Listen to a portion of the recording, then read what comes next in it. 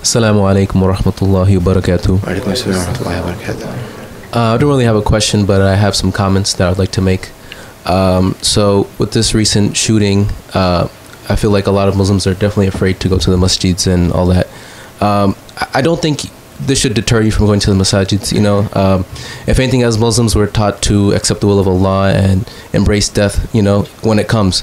So for all my Muslim friends out there, don't stop going to the masjid. You know, if anything, keep going, go even more, you know, show them like that we're not scared, you know. Yes. Mm-hmm. Yes, that's all I have to say about that. Thank you. Assalamu alaikum.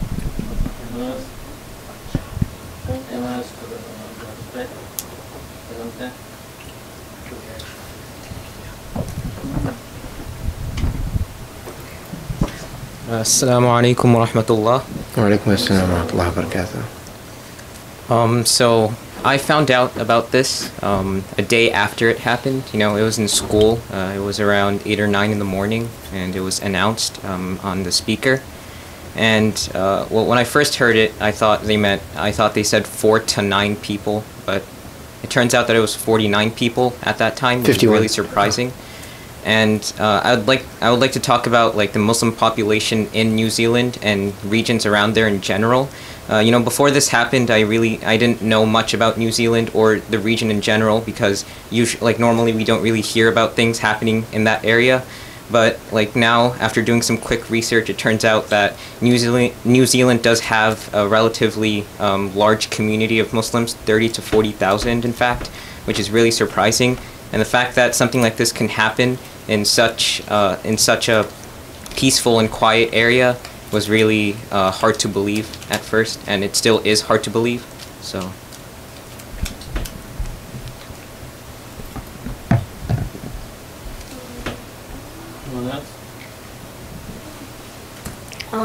I'd like to add on like what Husain said, answering Hassan's question about how ISIS and stuff like that.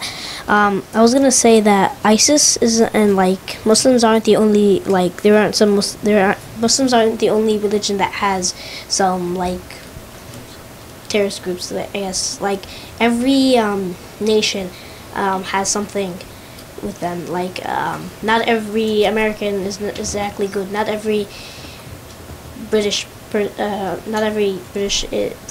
I guess, is good. Not every French person is good. Not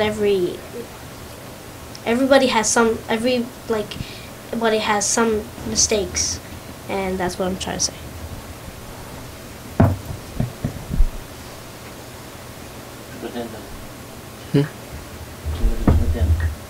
I think everyone brought up some really good points, and especially with Marcin. People will always twist their ideologies, you know, to justify these horrific actions. They always use them as a pretext. What our initiative is that we should not be irrational and, of course, overgeneralize.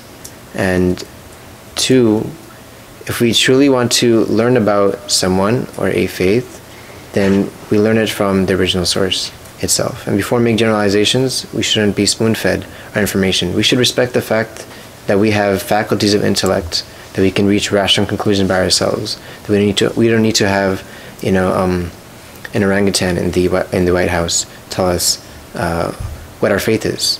You know what I mean?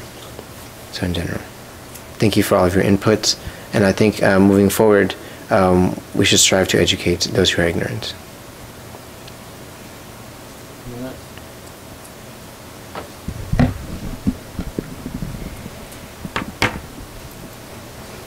Assalamu alaikum wa rahmatullahi wa barakatuh. I don't have a question. I just want to make a comment to any of the viewers or anybody who might be watching in the future. Any of the Muslims who are watching this and they think that the Muslims that have been affected by this, they're all victimizing themselves. But don't act like the victims. I think that we should be empowering ourselves. You know, we should come out of this stronger than we were before, to show that something like this can't knock us down, and people should be able to respect our religion. And you know, people attacking our religion like that to massacre people, I think it's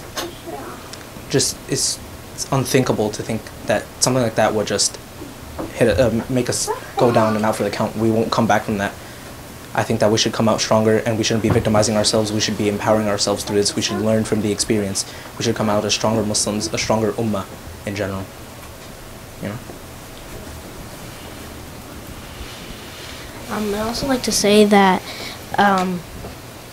like just saying that Muslims have like some problems with ISIS and stuff like that, and like just trying to justify killing them.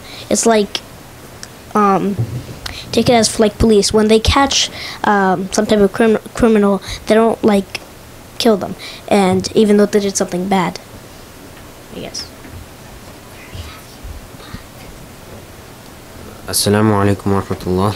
I I wanted to add on to what the other brothers had said, especially what Brother Husain had said about the Prophet sallallahu alaihi wasallam's humility, especially during wartime.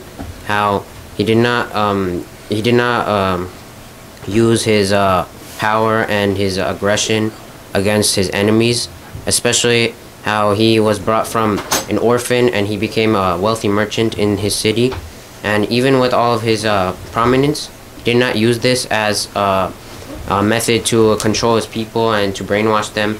He did not use this in that mannerism. He used it to make Islam build on a foundation of peace and love for all of mankind. And how we should see this not as a deterrence to going to the masjid, like Brother Ma'mun said. We should see this as like a way to empower our faith and see that we do not need to have someone else tell us what we believe when we know from what the Quran says. We should maintain our faith and humility in all cases. Assalamu alaikum wa rahmatullahi wa barakatuh. I just wanted to add on that obviously we lost so many lives from this massacre and so many others. We should make sure that those people, they don't die in vain, because they lost their lives to this backwards ideology about Islam. So we should make sure that we continue to fight those people who have those ideologies and teach them the truth about Islam. Yes. Indeed, adding on to that, the Quran itself gives us a guideline for this. So in Surah Tawbah, it says, and when the sacred months have passed, then kill the polytheists wherever you find them, and capture them and besiege them, and sit and wait for them for every place of ambush. So, the people who love to attack Islam, they love taking this verse, they love quoting it, they love taking it out of context. Okay, this is in Surah Tawbah, chapter 9, verse 5. And when the sacred months have passed, then kill the polytheists wherever you find them, and capture them, and besiege them, and sits and wait for them at every place of ambush. But if they should repent, establish prayer, and give zakat, let them go on their way. Indeed, Allah is forgiving and merciful. So this is the ayah itself. They take it out of context and they attack Islam. But if you go to the next ayah, it gives us a guideline for how to treat these polytheists. And if any one of the polytheists seek your protection, if any one of them wants your protection, then grant him protection, so that he may hear the words of Allah. Right? So if someone is seeking you the refuge, educate him. Let him hear Islam. Let him hear this religion that he's fighting. Because the Islam that he has in his head may not be the Islam that you follow. Then deliver him to his place of safety. That is because they are people who do not know. They are people who do not know. So it is up to us as Muslims to give them the words of Allah subhanahu wa ta'ala. So just adding to that, that's a very great point, Rakin and Yunus. The Prophet ﷺ, that he was very humble. And he granted the protection to these polytheists. I also wanted to say that from Islam that we grew out, because before, when Islam started growing, it wasn't exactly big compared to the world superpowers. And then when it emerged from Saudi Arabia, it defeated the Byzantines and the Sassanids, and then it became the world superpower. So because of the religion. So.